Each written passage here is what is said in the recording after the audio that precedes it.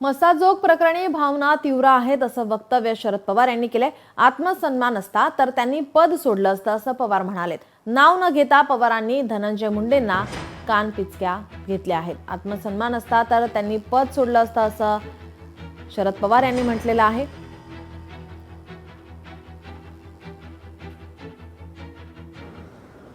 स्वाभिमान असेल, self respect असेल, अशी व्यक्तीच्या पदावर अजिबात राहणार नाही।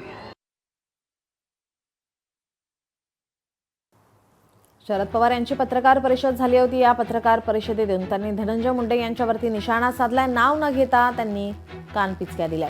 मसाजोग प्रकरणी भावना तीव्र आहेत, त्यांच्यात आत्मसन्मान असता तर त्यांनी पद सोडलं असतं, राजीनामा दिला असता असं शरद पवार यांनी म्हटलंय।